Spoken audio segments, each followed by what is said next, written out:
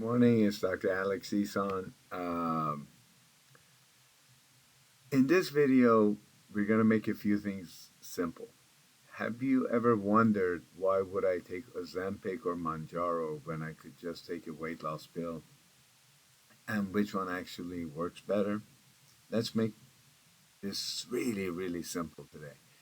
First of all, when people say weight loss pill, they may be taking whatever their neighbor is taking, or they may be talking about several different medications. So traditionally, prescription weight loss medication included drugs such as fen-phen, uh, naltrexone, bupropion, con- Contrave, and orlistat, even Xenical or Ally.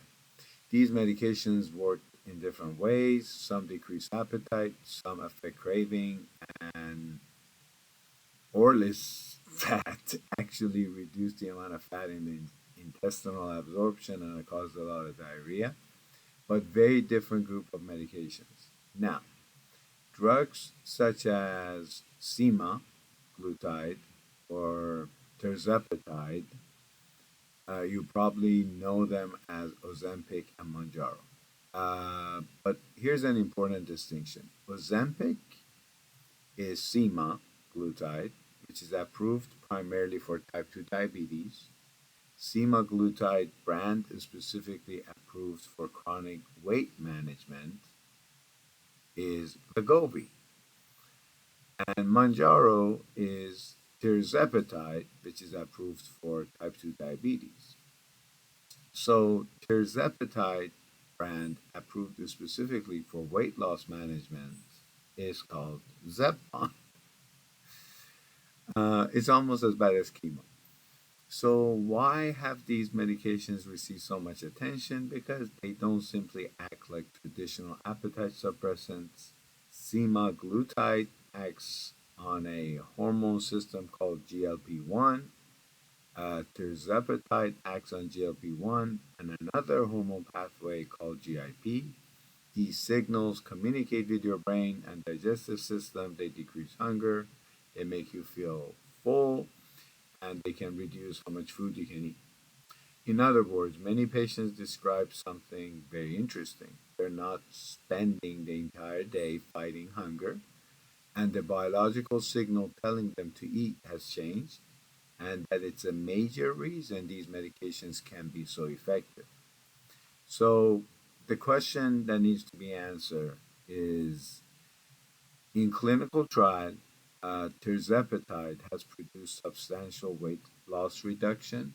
In one FDA reviewed trial that involved people that didn't have diabetes, patient received the highest approved dose of Zepbound. They lost 18% of their body weight over 72 weeks. And for someone who weighs 250 pounds, that's 45-pound loss. Of course, this is an average. Some people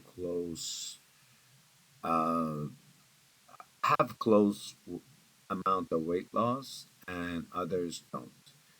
So traditional weight loss pills can also help, and for some patients, they may be perfectly reasonable choices, and they may be easier to take, and some have been available for many years. And depending on the medication, insurance coverage, they may sometimes be considerably less expensive. But they have their own limitations and side effects. Stimulant containing drug may not be appropriate for someone with certain cardiovascular issues. Naltrexone with bupropion is not appropriate for everyone either. Orlistat can cause GI issues. You can absorb fat, and it causes bowel movement issues. And so there's not an automatic pill for everybody. And I get asked this all the time because all my patients want to fight their cancer and they all want to lose weight in the process. Now, the downside of semaglutide and tirzepatide is basically the nausea, vomiting, diarrhea, constipation, abdominal issues. but they do definitely decrease appetite.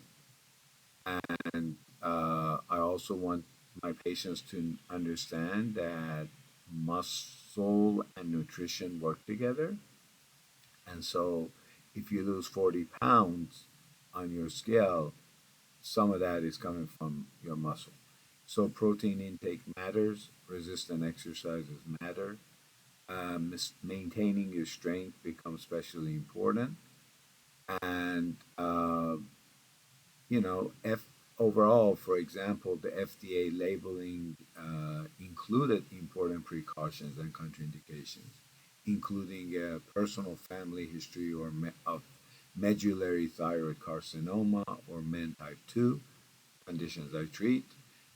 These are also concerns involving conditions such as pancreatitis, gallbladder disease, gastrointestinal problems, dehydration related to kidney injury. That is why these medications should be prescribed as medications and not treated as cosmetic products. And here's something that has changed dramatically. For years, we could basically say weight loss pills are pills and GLP-1 medications are injections. That's no longer true.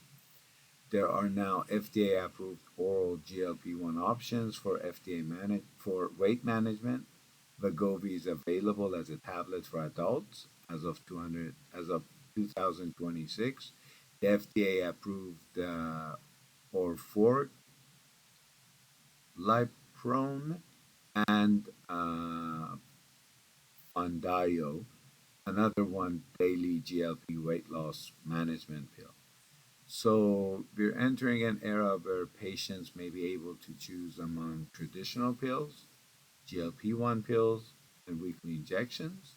So for my patients today, doctor, should I take a weight loss pill?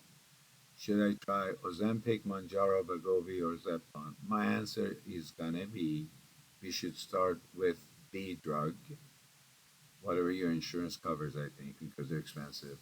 We should start with the patient, make sh- figure out if they are diabetic, hemoglobin A1C, abdominal ultrasound looking for fatty liver disease, asking how much do you have to lose, how's your heart, how's your blood pressure, do you have sleep apnea, how's your kidney, what other medicines you're taking. Ask my pharmacist to look over that. And most importantly, what treatment can you realistically maintain? Because obesity is not a problem of willpower. For many people, it's a chronic biological darn disease, involves the appetite regulation, hormone metabolism, genetics, and environment.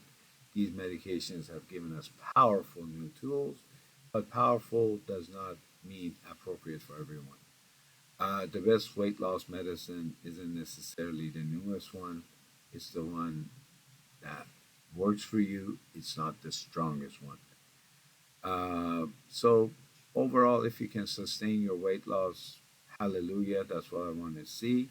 And if this process helps you increase your physical activity, adequate protein intake, preserve your muscles, and ultimately be happier, then that's a good thing. The ultimate goal is not really weight loss, is being healthier. Anyhow, I hope I've answered some of the questions from today's consults that I'm going to have. Y'all have a blessed day.